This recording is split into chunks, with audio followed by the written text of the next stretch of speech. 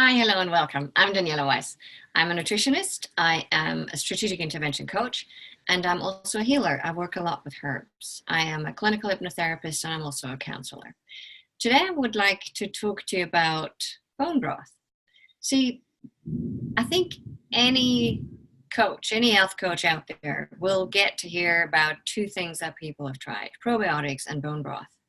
And keto diets and paleo diets, things like that as well. But these are the two main things. So it's the bone broth and it's the probiotics. And today I would like to just talk a little bit about what this actually means and what bone broth can and cannot do. Because when if you're on Facebook and you see all the adverts and all the experts, from functional doctors to allopathic doctors to all sorts of therapists, they all come out, have bone broth and it's going to heal your gut, and it's collagen and it's good for you and it makes your skin glow and so on. So bone broth is this magic formula that everybody has to use. So it then begs the question, though, if people have been using bone broth and it hasn't worked for them, clearly there's something not right with the message. So the message must be wrong because people are still very sick. In fact, if you look at some of the statistics, they're quite scary.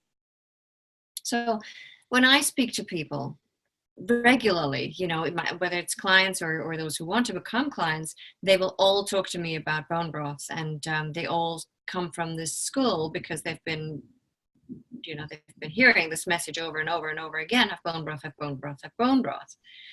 They're shocked when I say to them, don't just forget the bone broth. Bone broth is not going to help you because it's an animal product, and animal products make our bodies acidic, and that creates mucus, but also it is laden with hormones and also with heavy metals.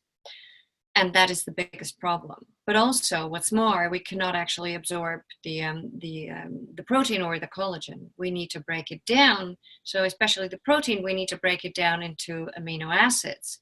And that is a tremendous load on the body when you go through this digestive process of breaking it down.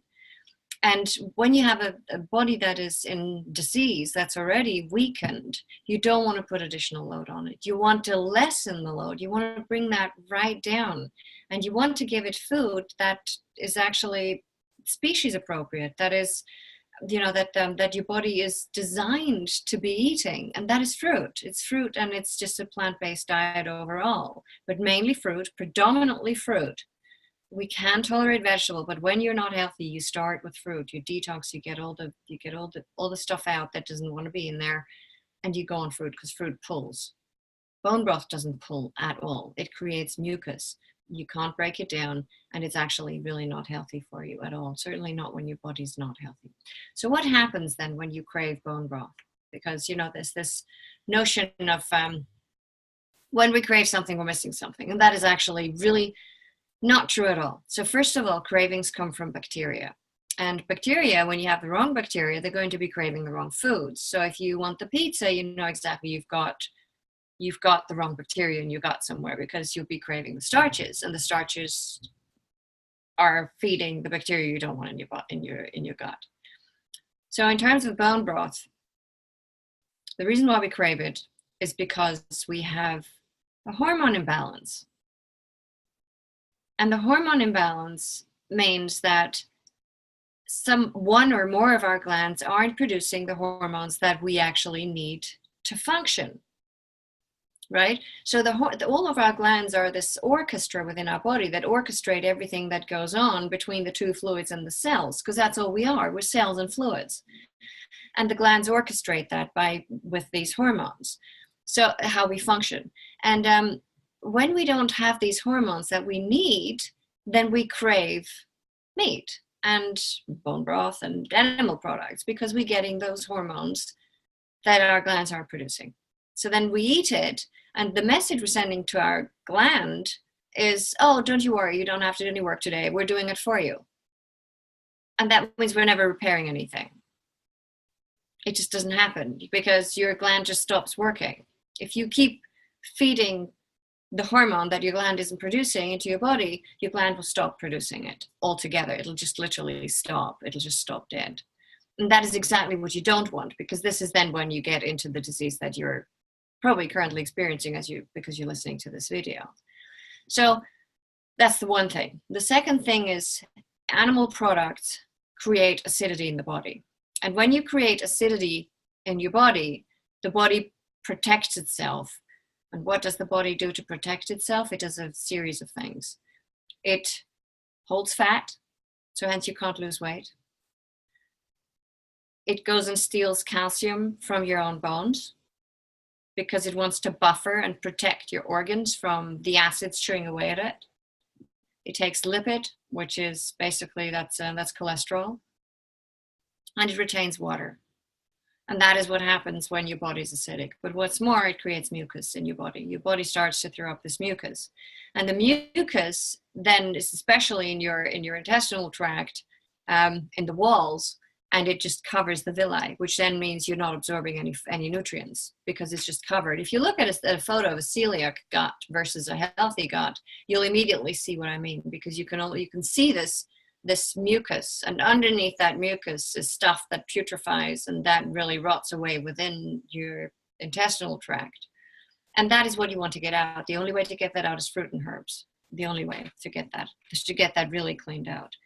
So when you think you're doing your body something good by giving it bone broth, you're actually not doing it a favor at all. And the third thing you need to be aware of is that when you cook bone broth, there is in the calcium is amazing at absorbing things, toxins especially. So it'll absorb heavy metals, for example. It could be lead, for example, that the animal has in its bones, and you're cooking that, and it goes into the soup, and you're consuming it. So you're basically feeding your body with heavy metals. It's worse for children because they absorb it much quicker and much more of it than adults do. But this is really not something that you want to be doing. And by the way, it doesn't matter whether it's grass-fed or not.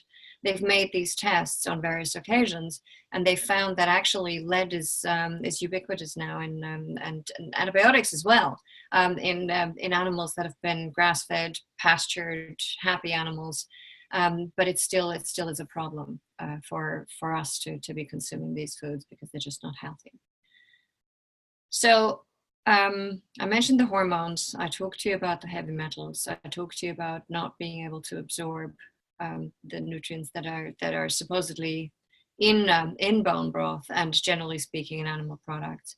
And I'd like to repeat to you here that there's always a difference between a healthy body and a body that is in disease. You treat them very differently because different things will work for an unhealthy body, whereas for a healthy body, you can have certain things. You have some brownie points, I guess, for depending on how strong your constitution is, and that's a gamble. But here in this group, we're talking about people who are struggling with hormone imbalances, with autoimmune disease, with gut issues, so with intestinal tract issues, bacteria problems, so SIBO, Candida, etc., and things like that. And also, all the associated symptoms that come with it. And when you are in that state, you need to clean out your body before you can actually go back to having a diet that you can live with. Because I don't want to say, I don't think it's the right way to go about telling people that they have to completely change their lifestyle if they don't want to, because it will not work long term. You make the decision. If you want to, then you will stick to it. But if you don't, then it's never going to work for you. And this is why I believe detoxification is the way to go forward. First of all, it's the quickest and most effective way to get disease out of your system for good, as opposed to just switching, going on a sort of a lightweight diet and then thinking you've managed to repair it. It doesn't happen. With fruit, you actually really cleanse your body and you go back to blueprint, and this is why it works so well. So I hope this has answered a lot of your questions in terms of bone broth today. And if you like it, give me the thumbs up. If you've got any comments at all, any thoughts or any experiences that you'd like to share, please pop them in the comment box. Any questions, put them there as well. I always try and answer them. Sharing is caring, caring is love, love is karma. So if you know of anybody who might benefit from this video, just remember to share it with them. I'm sure they'll be grateful. You might just change their life.